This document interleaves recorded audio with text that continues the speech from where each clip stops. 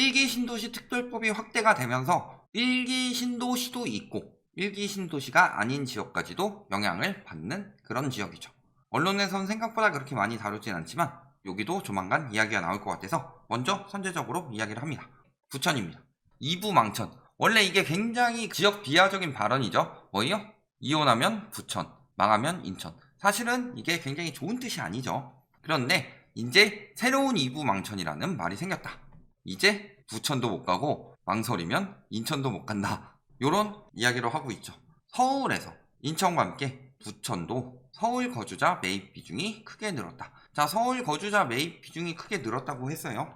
그러면은 이게 언론에서 말하지 않는 모순에 대해서 이야기가 안 나오는데 서울은 누구나 살고 싶어서 가격이 오른다고 그래요. 그러다가 서울 중에서도 강북이나 이런 데가 떨어지기 시작하면 강남은 누구나 살고 싶어서 가격이 오른다. 그런 식으로 이야기를 하는데 막상 밀려서 외부로 가고 있다는 거죠. 왜냐? 살고 싶으면 뭐예요? 살고 싶다고 해서 사는 건 아니죠. 차 좋아하시는 분들이라면 본인이 꿈꾸는 드림카는 있을 거예요. 뭐 브랜드들 많죠. 뭐 롤스로이스든 뭐 페라리든 벤츠든 뭐 이런 것들을 타고 싶은 로망은 있지만 현실에 부딪혀서 못 타는 분들이 많죠. 그런 것처럼 강남에 살고 싶은 사람이 많으니까 강남 가격은 계속 오른다. 그건 아니죠. 왜? 살고 싶은 마음이 있는 사람들이 여러 가지 갖춰야지 되는 거죠. 그러니까 서울에서 외곽으로 밀려 나오는 거죠. 그래서 91년도 1기 신도시 이것을 계기로, 왜냐? 그 전엔 그래도 서울 밖으로 안 나오려고 그랬어요. 수도권이라고 해봤자 너무 교통이 불편하고 출퇴근하기 힘들고 그렇다고 생각을 했는데 1기 신도시를 통해서 서울 인구가 외부로 유출되기 시작했죠. 그래서 이 이후부터 서울 인구는 지속적으로 감소되기 시작했다. 그 중에서 중요한 역할을 한 것 중에 하나는 집값 거품이죠. 집값 거품이 가속화되면은 뭐 내 집 마련하신 분들은 조금 덜 하겠지만 임차인 분들은 자꾸 외곽으로 밀려나게 되고 그러다가 심리가 강해지면은 그런 지역을 가서 사는 거죠. 아, 서울에 전세 사느니 저기 가서 집을 사겠다. 물론 그것도 대부분 전세자금 대출로 전세를 들어가신 분들은 그게 안 되고, 그러니까 전세자금 대출을 그렇게 많이 내주면서부터 전세가 주거 사다리 역할은 끊겼다. 임대차법 도입으로 전세 물량이 축소되고, 자, 이거는 구라죠? 이거 항상 통계로 보여드렸어요. 그 전에 자꾸 말도 안 되는 통계에 허위 매물 잔뜩 있을 때 그 통계 말고 2만 건대 후반에서 4만 건대까지 올라섰죠. 최근에 조금 줄었다고 해서 그 전에 늘어난 것들을 다 무마시키고 줄었다라고 말하면 구라죠. 거짓이죠. 그러면서 외부로 돌렸다. 이거는 거주 환경 문제도 있지만 언론에서 계속 자극했던 지금 아니면 내 집 마련을 평생 못한다. 이것을 뭐 어디 수익을 보는 뭐 카페나 유튜버나 건설사나 이런 단체들의 이야기를 가져다 쓰기만 하면서 나온 현상이다. 공포 수요들이 많이 됐고, 또한 투자 수요라고 하는데 뭐예요? 그러니까 집 사면 무조건 돈 벌어요. 전세 살지 말고 월세 가가지고 그 보증금으로 갭투기 하세요. 지금 어떤 상황이 된 거예요? 거기서 이제 전세 가격 하락하면은 전세 가격 부담에다가 나가던 월세 부담까지 이중고가 되는 거죠. 자, 그러면서 1기 신도시 특별법이 그래도 부천에는 확대가 됐다. 그러면서 원래 1기 신도시가 있죠. 부천은 어디예요? 중동인데 적용 대상이 중동의 4만 1633가구에서 15만 4969가구로 확대 적용된다는 거죠. 이런 부분에 대해서는 확대하고 뭐 여러 가지 지정하는 것들 사실은 동시다발적으로 멸실이 나면은 큰일 납니다. 만약에 임대차법으로 전세가가 오른다기보다 동시다발적으로 재건축이 들어가서 멸실 수요로 인해서 전세 가격이 자극될 수는 있다. 다만 그 시점에 멸실이 심각해지면서 전세 가격이 오르는 것은 임대차법의 폐해가 아니다. 뭐 지금 당장 8월이니까 3개월 정도밖에 안 남았는데 그때까지 멸실 쏟아지지 않으면 전세 가격이 크게 폭등할 일은 없죠. 그런데 멸실을 자극하게 되면은 전세 가격에 가장 영향을 많이 주는 것 두 가지가 금리하고 멸실이라고 그랬어요. 그래서 멸실을 동시다발적으로 일으켜서 전세 가격을 올려서 진짜 공급 부족을 만들 수도 있다. 그렇기 때문에 재건축 재개발은요 한꺼번에 동시다발적으로 하면 안 됩니다. 공급을 그걸 통해서 내라. 장기적으로 안정이 될 것이다. 그 짓거리 하고 있으면요 그때도 또 그 짓거리 하고 있어요. 그러면 그만큼 입주 들어오는 만큼 멸실 나가지고 옮겨 다니면서 급한 사람들 때문에 가격 올라가고 그러면서 거품이 생기는 거죠. 자, 그러면서 지금 1기 신도시 아파트들 사들이고 있대요. 2030이 지금 사들이고 있는 거 맞아요? 왜 꼭 이렇게 비교해요? 2월이 어떤 달이었어요? 22년 2월. 이 시기는 역대 최저 거래량을 찍었던 거죠. 그러면은 3월 거래량이 엄청나게 잘 나오냐? 아니죠. 지금 보세요. 고양에서 205건 거래된 게 많이 된 거예요? 일산이 아니라 고양이에요?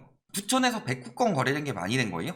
성남에서 86건, 안양에서 77건, 군포에서 62건. 많이 된 거예요? 절대 많이 된 거 아니고 단지 저점이랑 비교하면 당연히 높죠. 그러면서 플러스로 또 한 가지는 뭐예요? 지금 2030이 되게 사고 있는 것처럼 이야기하고 있는데 금리 올라가고요. DSR 적용되고요. DSR 미래소득 반영한다는 거 이미 적용됐어요? 주담대 적용됐어요? 3월에? 40년 주담대? 40년 주담대 물론 작년 7월에 이야기가 나왔지만 뭐 신혼부부와 청년층에 대해서 나왔지만 그렇다면은 이거는 뭐냐? 대부분 명의 분산이다.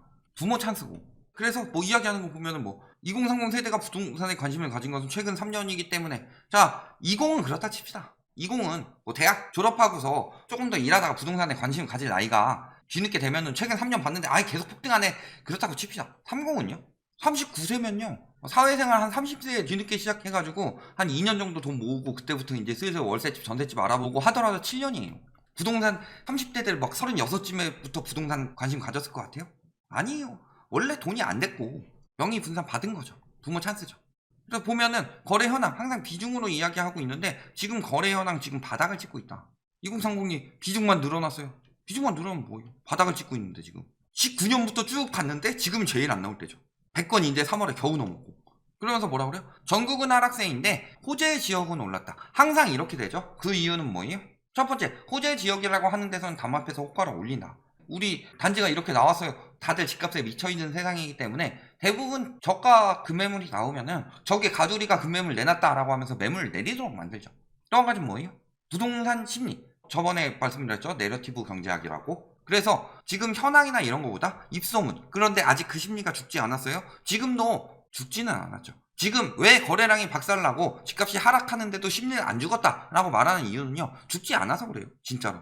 다만 여력이 안 될 뿐이고 여력이 안 되는 시기가 이어지면서 집값이 하락하는 시기가 길어지면 그제서야 심리가 줄어들죠.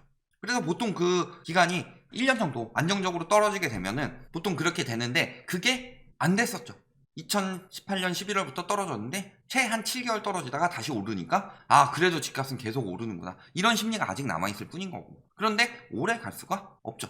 요분 원래 딴 데 있던 분이죠. 주택이니 건설이니 뭐 해가지고 뭔 4년 해가지고 그 건설사들 단체 그런 데서 연구원이나 장이나 이렇게 맡고 있는 사람들은 맨날 양극화 이야기를 해요. 그래서 리먼 때 양극화 됐어요? 집값 떨어질 때 강남은 더 오르고 강북만 떨어지고 그랬어요?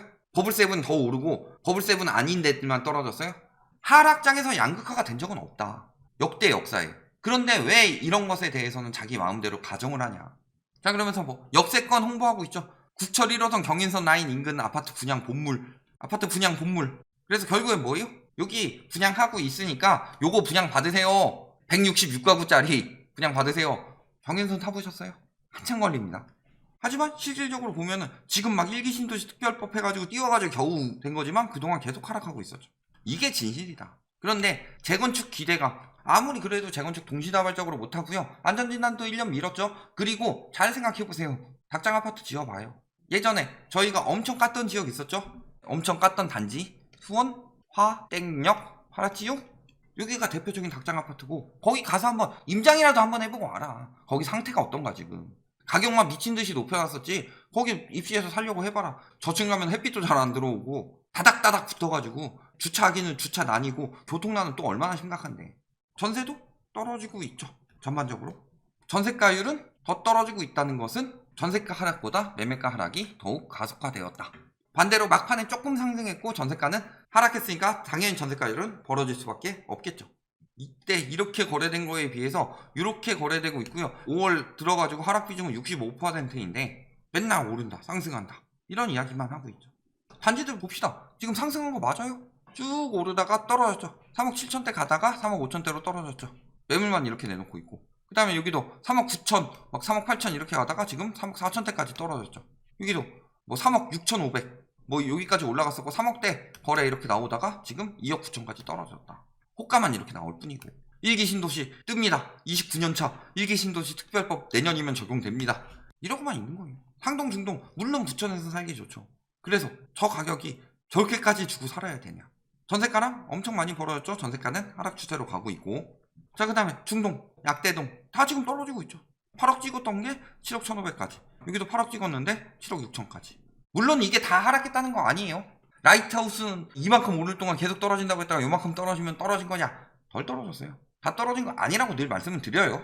자꾸 왜곡하지 말아요. 시작이라고 그러지 지금 다 떨어졌으니까 폭락했고요 했으면 지금 사라고 했겠죠. 실수요들은 폭락이라고 이야기하지만 저희는 폭락론자가 아니라 정상화론자라고 늘 말씀드렸죠. 그래서 집값이 떨어져서 정상화된 가격이다, 지금이 저점이다 라고 하면 저희가 사라고 하죠. 안정된 가격이 됐다 라고 하면 사라고 하죠. 그런데 사라고 안 하죠. 계속 더 떨어질 것이니까 기다려라 그러면서 지금 조금 떨어졌다 이 이야기를 하는데 자꾸 라이트하우스가 3년 동안 계속 올랐는데 지금 조금 떨어진 거 가지고 폭락했다고 하고 있다. 아직 폭락한 거 아니에요. 제목만 그렇게 가끔 지을 뿐이지.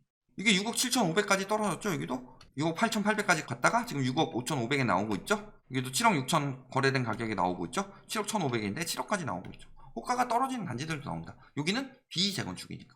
전세가 여기 뭐 튀긴 했지만 최근 이런 추세였죠. 여기는 조금 올라가는 추세네요. 여긴 전반적으로 떨어지고 있고. 자, 딴 데도 9억 찍었던 게 7억 4천, 11억 찍었던 게 10억. 10억 클럽 간신히 유지했네요. 조만간 탈퇴죠. 8억 9,250, 8억 9천 뭐 이렇게 하던 게 지금 7억 8천 거래되고 있다. 호가는 여기는 아직 안 낮추고 있는 정도고. 전세가, 이런 전세가 같은 경우 반영해주면 이상하죠. 이런 거는 아마도 주전세나 그럴 가능성이 굉장히 높죠.